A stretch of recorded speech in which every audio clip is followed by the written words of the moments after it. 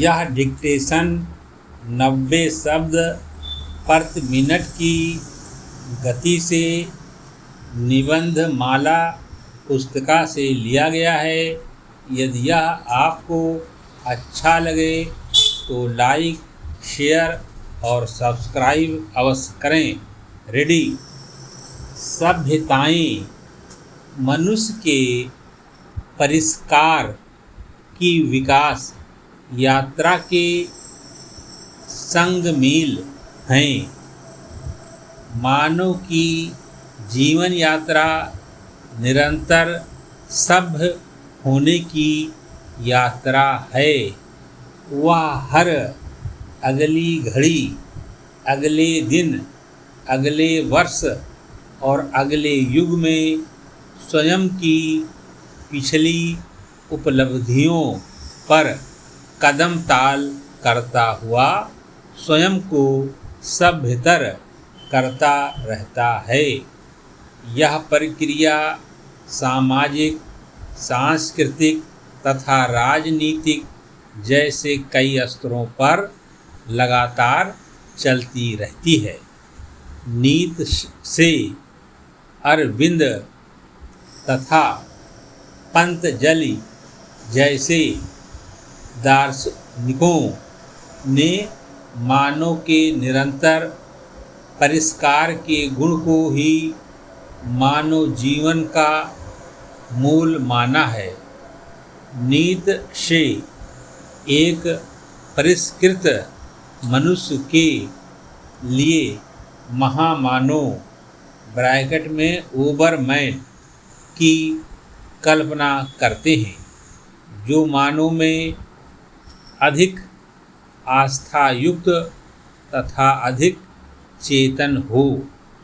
प्रसिद्ध पुस्तक 10 spoke Zarathustra में नीत्शे लिखते हैं, महामानव और पशु के बीच तनी हुई रस्सी मानो। वे कहते हैं, आदमी से कुछ ज़्यादा बनने के लिए तुमने क्या किया? जैसे तुम एक बंदर को देख कर हंसते हो, उसी तरह महामानव भी तुम्हें देखकर हंसेगा। नीत्शे की कल्पना का यह महामानव दरअसल परिष्कृत मानव ही है। अरविंद के आदर्शों का सुपरमैन भी चेतना के स्तर पर उठा हुआ परिष्कृत मानव ही है। पैरा।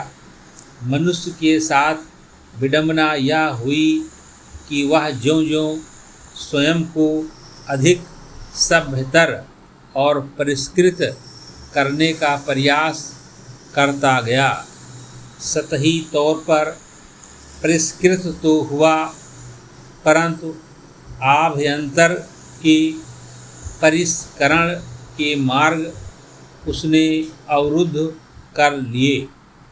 भौतिक के विकास की विधि तो उसने खोज निकाली, परंतु चेतन के उन्नयन की कीमिया को नज़रअंदाज करता गया।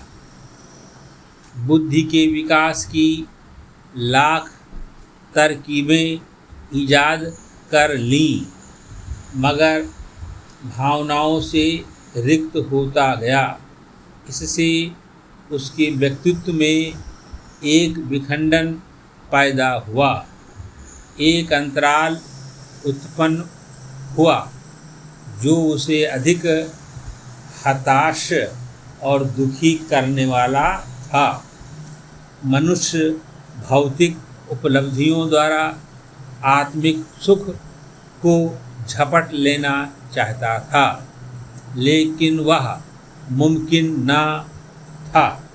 वह पुष्प के रेशे रेशे अलग कर उसकी सुंदरता और सुगंध को समझ लेना चाहता था, लेकिन इससे केवल कुछ रासायनिक सूत्र प्राप्त हो सकते थे। पुष्प की सुंदरता और सुगंध को हृदय में महसूस करना संभव न था।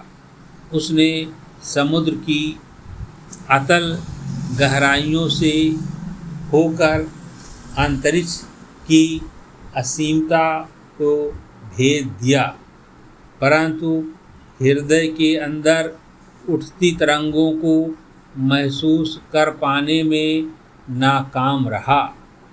मनुष्य ने मंदिर, मस्जिद और गिरजा के नाम पर बड़ी अट्टालिकाएं तो खड़ी कर लीं, पर वहाँ ईश्वरत्व को स्थापित करना मुमकिन न हुआ। सुविधाओं की भागदौड़ में उसने आत्मिक सुख का ख्याल ना किया। इस तरह उसने अपने जीवन में एक जटिलता पैदा कर ली। अपने बाहरी जीवन और अंतस की साम्यता को विखंडित कर दिया। जीवन में इतने शोर पैदा कर लिए कि अंदर की सुर लहरी जैसे कहीं खो गई। पैरा सभ्यता की अधूरी परिभाषाओं में मनुष्य का चित्त जटिल हो गया। वह किन्हीं घटनाओं पर क्रोध करना चाहता है, परंतु सभ्यता की नैतिकता की मांग ऐसी है कि वहाँ क्रोध नहीं प्रकट कर सकता। यह क्रोध की उठती ऊर्जा उसके चित्त को चोटिल करती है। किसी को देखकर प्रेम उठता हो, मगर सभ्यता की बाधाएं प्रेम प्रकट करने से बाधित करती हैं। किसी आह्लादित करने वाली धुन पर झूम उठने का मन करता हो, परंतु व्यक्तित्व और समाज की रुकावटें पैरों को जकड़ ले रही हैं। किसी को देखकर वासना मन में हिलोरें मारती हों, लेकिन सभ्यताएं संस्कार का पाठ पढ़ाने लगती हैं। इस तरह की तमाम असाम्य परेशानियों में मनुष्य का मन जकड़ा है, और ये ऊर्जा जो स्वाभाविक रूप से मन में क्रोध, प्रेम, वासना आदि के रूप में उठ रही हैं, उनका अप्राकृतिक दमन इसके विकृत रूपों में बाहर आ रहा है। इसलिए व्यक्ति मौका मिलते ही कहीं हिंसा कर दे रहा है, कहीं दंगों में झोंका जा रहा है, तो कहीं बलात्कार कर रहा है। ये सारी घटनाएं उसी विखंडित मन की जटिलताओं का परिणाम है। इन्हीं जटिलताओं को प्रसिद्ध मनोविश्लेषक सिगमंड फ्रायड चेतन, अवचेतन और अचेतन के बीच का द्वैत कहते हैं। फ्रायड के अनुसार मनुष्य का मन कई परतों में विभाजित है। हम जो व्यवहार करते हैं, जो सोचते हैं, वह हमारे मस्तिष्क ब्रैकेट में मन का बहुत छोटा सा हिस्सा है, जिसे वे चेतन कहते हैं।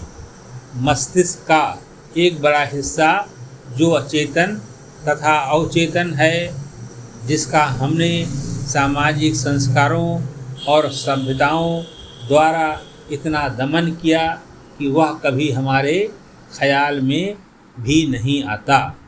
जब कभी व्यक्ति अपनी सामाजिक पहचान से मुक्त होता है या स्वप्न में होता है तो यह अवचेतन मन हावी हो जाता है, जो व्यक्ति समाज की जितनी नैतिकताओं और सभ्यताओं द्वारा जकड़ लिया गया है, उसके अचेतन तथा अवचेतन मन के प्रभावी होने की संभावना उतनी ही न्यून होती है। व्यक्तित्व की यही जटिलता मनुष्य को अशांत रखती है। वह धन जो खोज लेता है, लेकिन प्रेम की तड़प अंततः उसे बेचैन रखती है। वह मन को बहलाने को शोर तो पैदा कर लेता है, परंतु शांति की एक झलक के लिए परेशान रहता है। वह कृत्रिम व्यवस्थाओं और भागदौड़ तकनीकी के जाल में खुद को व्यस्त तो कर लेता है, लेकिन मन के अंदर सूनापन अंततः कचोटता है। समाप्त। यह डिक्टेशन 90 शब्द प्रति मिनट की गति से अमर उजाला संपादकीय पेज से है। यदि यह आपको अच्छा लगे तो लाइक, शेयर और सब्सक्राइब अवश्य करें। रेडी।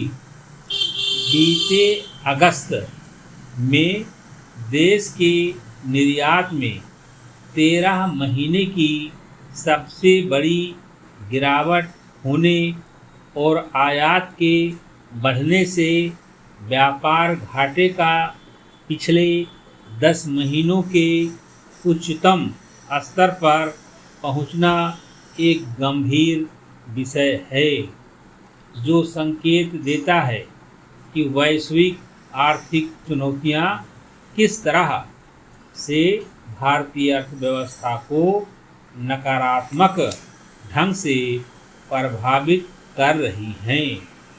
यह इसलिए भी चिंताजनक है क्योंकि निर्यात में गिरावट आर्थिक विकास की रफ्तार को धीमा कर सकती है। साथ ही इससे विदेशी मुद्रा भंडार पर भी असर पड़ सकता है।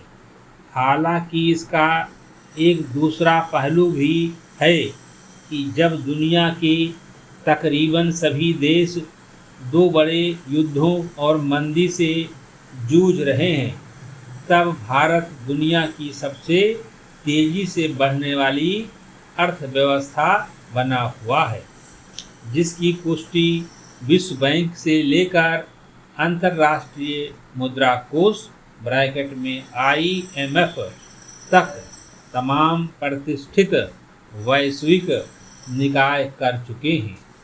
दरअसल फिलहाल निर्यात में जो गिरावट दिख रही है, उसके लिए ज़्यादा जिम्मेदार वैश्विक कारण ही हैं। अमेरिका व यूरोप पर मंदी का असर दिखने लगा है। चीन की अर्थव्यवस्था भी सुस्त दिख रही है। लिहाजा विदेशी बाजारों में मांग में कमी के अतिरिक्त अमेरिकी डॉलर के मुकाबले रुपए की कमज़ोर स्थिति ने निर्यातकों पर दबाव डाला है।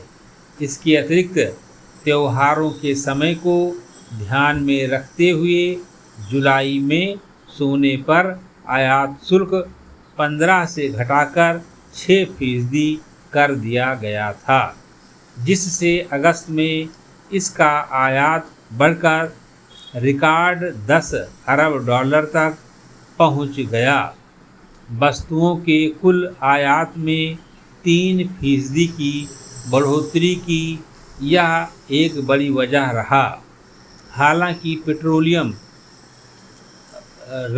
रत्न और आभूषणों को छोड़ दें तो इंजीनियरिंग व इलेक्ट्रॉनिक, फार्मास्यूटिकल और टेक्सटाइल उत्पादों का निर्यात बढ़ना राहत के संकेत देता है। इसके अलावा पेट्रोलियम की कीमतें गिरने से कच्चे तेल के आयात में भी 1/3 कमी हुई है। नहीं भूलना चाहिए कि भारत का सूचना तकनीकी और सेवा क्षेत्र वैश्विक निर्यात का बड़ा स्रोत है। बीते अगस्त में भी सेवाओं के निर्यात में करीब 7% वृद्धि हुई, जिसका मतलब यह है कि सेवाओं के व्यापार के मामले में भारत अधिशेष की स्थिति में है। उम्मीद की जानी चाहिए कि भारतीय सेवाओं की मांग बढ़ने से संग्रह व्यापार घाटे को कम करने में मदद मिलेगी। बढ़ते व्यापार घाटे को नज़रअंदाज बेशक नहीं किया जा सकता, लेकिन यह भारत जैसी विकासशील अर्थव्यवस्थाओं का स्वाभाविक हिस्सा भी है, जो संकेत देता है कि देश विकास कर रहा है और उसकी मांगें बढ़ रही हैं। ऐसे में दीर्घकालिक व सुनियोजित नीतियों के जरिए आयात पर निर्भरता कम करने और निर्यात को बढ़ावा देते हुए इसे आर्थिक समस्या नहीं बल्कि विकास के अवसर के रूप देखना चाहिए। समाप्त।